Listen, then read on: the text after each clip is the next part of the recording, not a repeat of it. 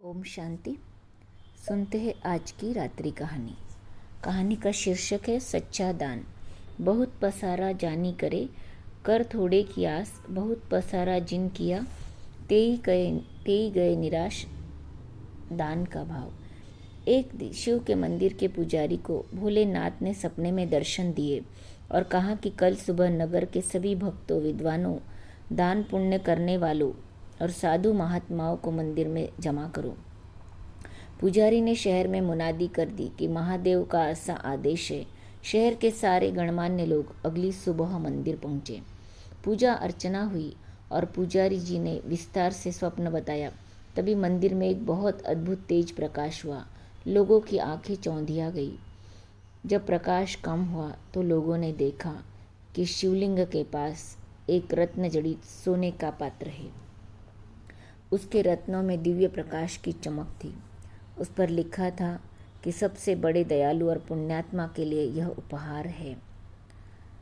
पुजारी जी ने वह पात्र सबको दिखाया। वह बोले, प्रत्येक सोमवार को यहाँ विद्वानों की सभा होगी। जो स्वयं को सबसे बड़ा धर्मात्मा सिद्ध कर देगा, यह स्वर्ण पात्र उसका होगा। देश भर में चारों ओर यह समाचार फैल गया। दूर दूर से तपस्वी, त्यागी, व्रती, दान पुण्य करने वाले लोग काशी आने लगे। एक तपस्वी ने कई महीने तक लगातार चंद्रायण व्रत किया था। वह उस स्वर्ण पात्र लेने के लिए आए। जब स्वर्ण पात्र उन्हें दिया गया, उनके हाथ में जाते ही वह मिट्टी का हो गया। उसकी ज्योति नष्ट हो गई। लज्जित होकर उन्होंने स्वर्ण पात्र लौटा दिया। पुजारी के हाथ में जाते ही वह फिर सोने का हो गया और रत्न चमकने लगे। एक धर्मात्मा ने बहुत सारे विद्यालय बनाए थे, कई सेवाश्रम चलाते थे। दान करते करते उन्होंने काफ़ी धन खर्च कर दिया था। बहुत सी संस्थाओं को दान देते थे। अखबारों में नाम छपता था। वह भी स्वर्ण पात्र लेने आए, किंतु उनके हाथ में भी जाकर मिट्टी का हो गया। पुजारी ने कहा, ऐसा लगता है कि आप पद, मान या यश के लोभ से दान करते जान पड़ते हैं। नाम की इच्छा से होने वाला दान सच्चा दान नहीं है। इसी प्रकार बहुत से लोग आए, किंतु कोई भी स्वर्ण पात्र पा नहीं सका। सबके हाथों में वह मिट्टी का हो जाता था। कई महीने बीत गए। बहुत से लोग स्वर्ण पात्र पाने के लोभ से भगवान के मंदिर के आसपास ही ज़्यादा दान पुण्य करने लगे। लालच की पट्टी पड़ गई थी और मूर्खतावश यह सोचने लगे कि शायद मंदिर के पास दान प्रभु की नज़रों में आए। स्वर्ण पात्र उन्हें भी नहीं मिला। एक दिन एक बूढ़ा किसान भोलेनाथ के दर्शन को आया। उसे इस पात्र का बात पता भी न थी। गरीब देहाती किसान था तो कपड़े भी मैले और फटे थे। उसके पास कपड़े में बंधा थोड़ा सत्तू और एक फटा कंबल था। लोग मंदिर के पास गरीबों को कपड़े और पूरी मिठाई बांट रहे थे, किंतु एक कोढ़ी मंदिर से दूर एक पड़ा कराह रहा था। उससे उठा भी नहीं जा रहा था। सारे शरीर में घाव थे। कोढ़ी भूखा था, लेकिन उसकी और कोई देखता तक नहीं था। किसान को कोढ़ी पर दया आ गई। उसने अपना सत्तू उसे खाने को दे दिया और कंबल उसे उड़ा दिया। वह मंदिर में दर्शन करने गया।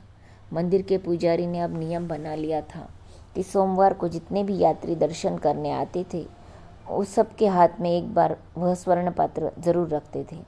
किसान जब दर्शन करके निकला तो उसके हाथ में भी स्वर्ण पात्र रख दिया। उसके हाथ में जाते ही स्वर्ण पात्र में जड़े रत्न पहले से भी ज़्यादा प्रकाश के साथ चमकने लगे। यह तो कमाल हो गया था। सब लोग बूढ़े व्यक्ति की प्रशंसा करने लगे। पुजारी जी ने कहा, जो निर्लोभ है, दीनों पर दया करता है, जो बिना किसी स्वार्थ के दान करता है और दुखियों की सेवा करता है, वही सबसे बड़ा पुण्यात्मा है।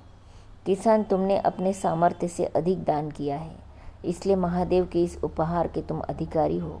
दान का रहस्य निस्वार्थ दान में है। कभी ये न सोचे कि मुझे इस दान से क्या लाभ प्राप्त होगा। दान करते समय अपने आप को उस परमात्मा का सेवक समझे। हम अक्सर सोचते कि यदि हम बहुत ज़्यादा संपत्ति वाले होते तो हम इतना दान करते, अमुक पुण्य करते। दानशीलता के भाव का संपत्ति से कोई सरोकार नहीं। यदि आपके मन में दान का भाव है तो सूखी रोटी में से एक टुकड़ा जरूरतमंद को देंगे। आपने अरबपतियों को गरीब दुखियारी का हक डकारते हुए भी देखा हो। यही संचित कर्म तय करते हैं कि अगले जन्म में आपकी क्या गति होगी। पुण्य संचित कीजिए। अच्छा, ओम नमः शिवाय। ओम शांति।